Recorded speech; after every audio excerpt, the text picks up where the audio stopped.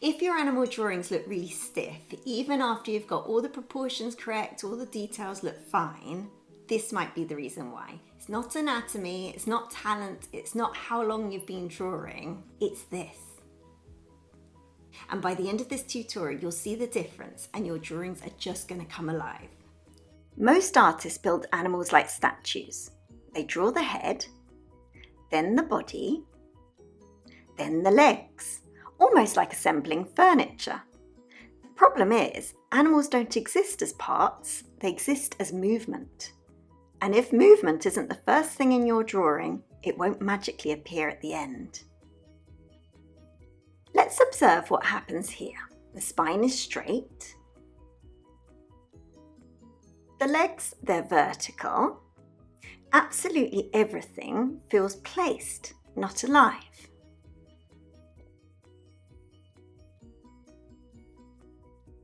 Now watch this one instead. Movement comes first in this one. I'm blocking in the basic shapes loosely, focusing on the flow of the horse's body. The curved spine and the shapes overlap each other, and I'm not drawing an outline. I then go back and define the shape more accurately, sometimes using the pencil on its side. The whole drawing has energy, as movement came before structure, then structure came before adding detail.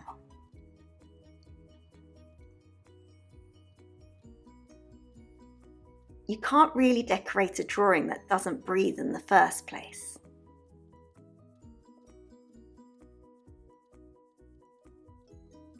So let's now look at 3 common mistakes. When you outline first, you lock the pose in place before it has any energy. Real animals are rarely symmetrical in motion, but when you're starting out, it's sometimes easier to default to a more balanced static drawing. But you must remember, perfect balance takes out all the life of a drawing.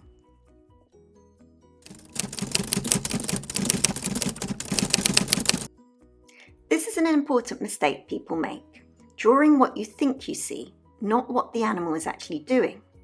So firstly, instead of asking, "What shape is this?" ask, "What is this animal actually doing?" Here I'm drawing a horse jumping. Using loose, basic overlapping shapes like circles and ovals, I've shown the movement of the horse's body, extending up and over the jumps. The spine is curved, and then once I have the basic position of the body parts, I can then confirm the outline by drawing more heavily with my pencil. But the thing to notice here is that you can tell what the animal is doing just by looking at the basic shapes I'd drawn in the first place. So let's revisit the stiff drawing I did at the start and how we can fix it. We're making sure the spine is curved. Then using simple shapes like ovals, I'm adding the body and joints of the legs. Notice how the ovals tilt in different directions to show the way the horse is moving.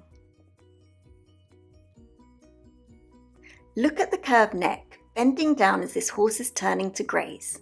We don't need any details just yet. Now using my pencil on its side and pressing heavier, I can add the outline and form on top of this solid foundation. The foundation encapsulates the movement, so it's really the most important bit. I can then add the details of the legs and the head. The horse is at a really interesting angle, full of curves and not static at all. And if you happen to have completed my Draw Any Animal challenge, you may recognise something similar that we touched on in day 3. That movement exercises are not about speed, they're more about teaching your eye to prioritise energy.